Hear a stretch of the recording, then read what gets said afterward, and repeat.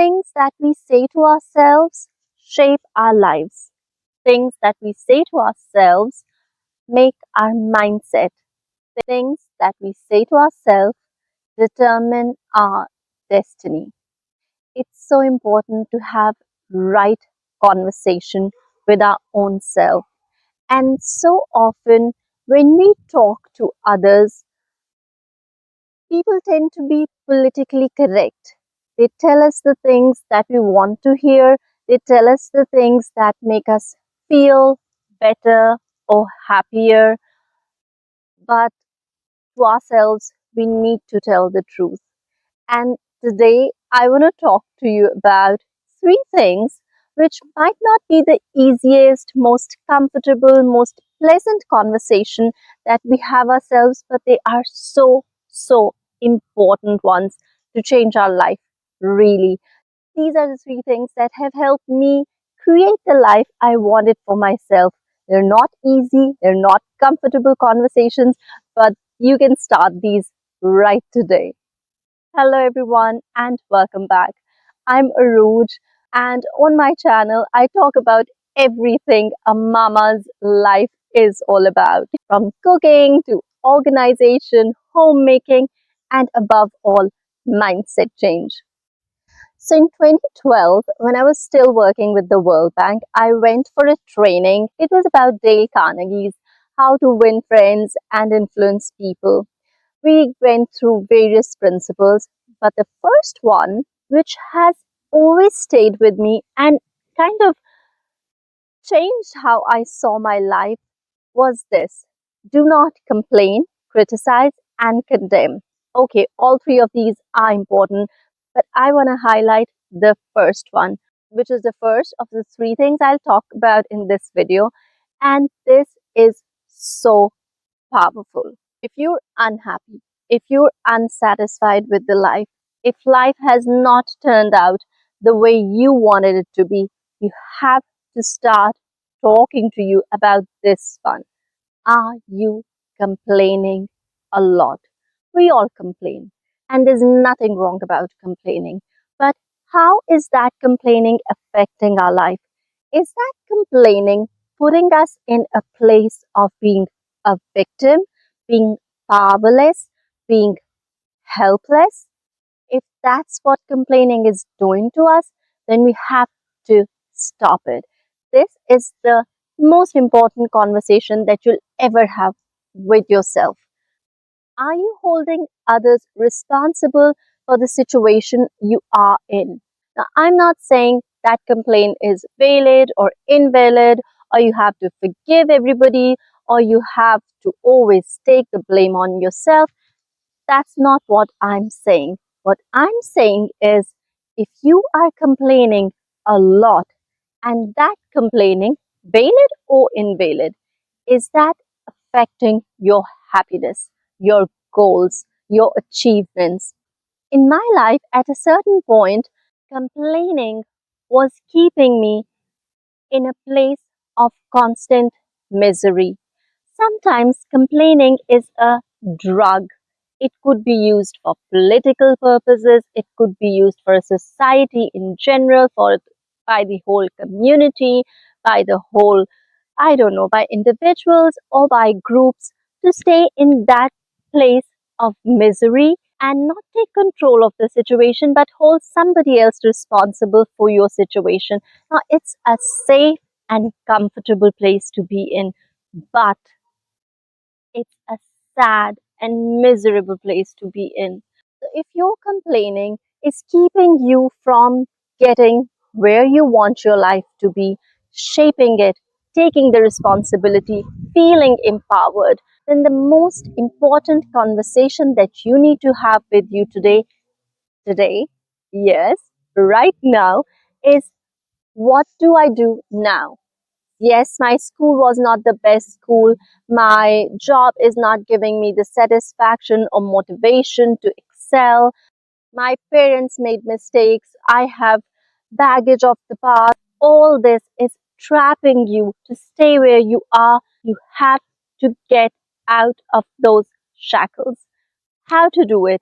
Not easy. I won't say it's simple, but it's the first step that you need to take. Write down every time you complain, every time you hold someone else responsible for your misery. Write it down. And at the same time, also write down, I am powerful. Write down what you need to do about it. Something that has happened has happened. You can't go back and redo it. But what you can do is choose how this is going to affect your future.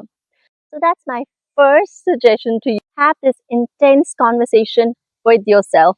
Now, this second conversation and so important one is so much related to the first one.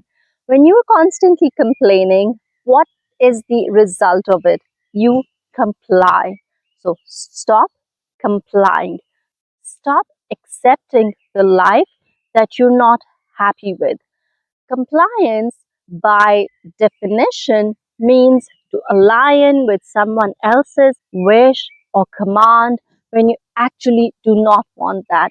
Compliance is to say yes when you actually want to say no. I have complied in two ways. Complying to situations, your personal situations, doing a job that you're not happy with.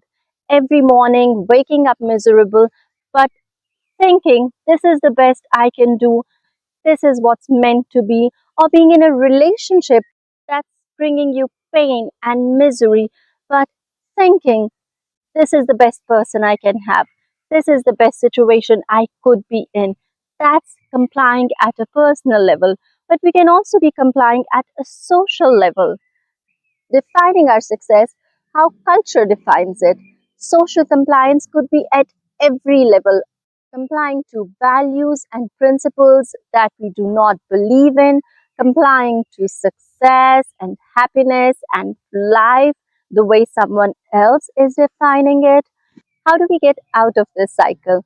For me, I have always began with small steps, saying no to those small, tiny things that matter little, to building the courage to say no to big things that matter the most in our lives.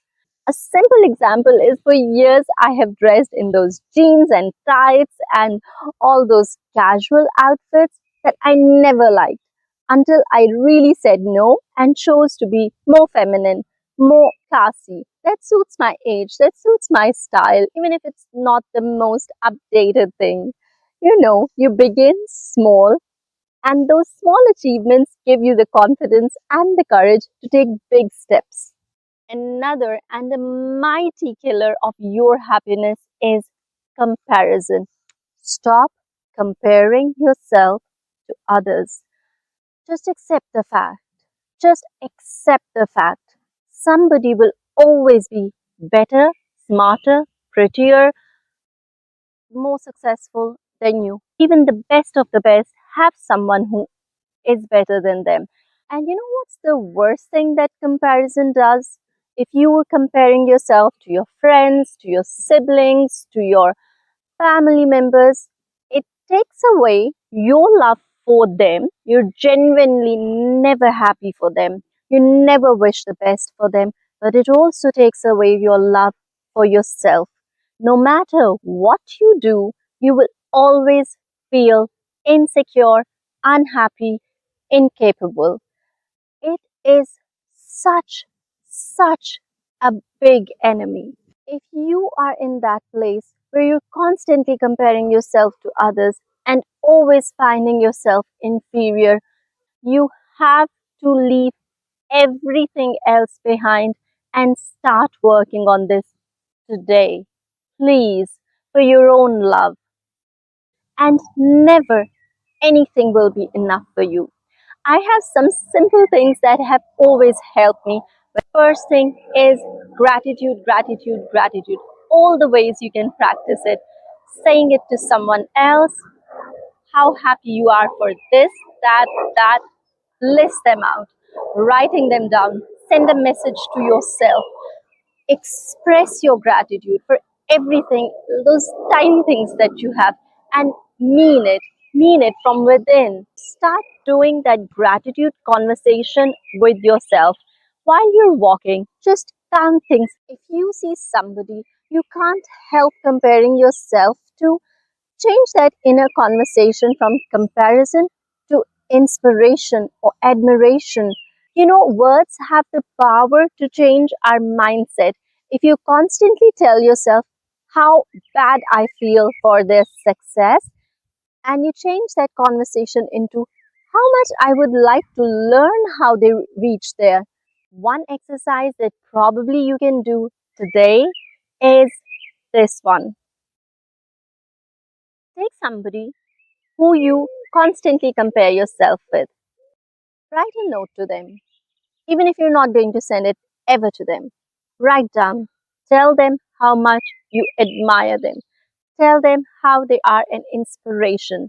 Think about what they've done to be there. Think about how you could be there. Write a long letter. If you can send it to them, great. If you can't send to them, send it to yourself. But just having that inner conversation where you're not poisoning your thought by comparison, but you are driving inspiration and aspiration, and you are genuinely admiring the other person's success, achievements, happiness, anything that will help you heal within. And if somebody, a friend, a co worker, somebody's social media is bringing you down, stop following them. Stop following, even if it's somebody who you know or it's somebody who you do not know, but you feel so inferior when you look at them. Know that everything that you see is not the truth. There's just so much that one shows on the camera. And for your own peace of mind, stop that social media time. Spend the time on making yourself better. The only person you have comparison with is yourself. Make your today better than your yesterday. That's the best thing that you can do. These three mindset changes or internal conversations that I have had with myself over time, over and over again, have helped me so much. And I really, really hope they'll help you. Start today. Start small, increase gradually, but stop complaining, stop complying, and stop comparing. It will make a different life for you. Do let me know in the comment section if one of these is affecting your life. I really request you to write in the comment section if any of the three you have suffered from and you have been able to overcome. Probably your comment can inspire somebody, change their life, change the conversation that they're having with themselves. I really hope this video will help you in some way. Thank you so much for watching. Do come again. Keep making your life the way you want it to be.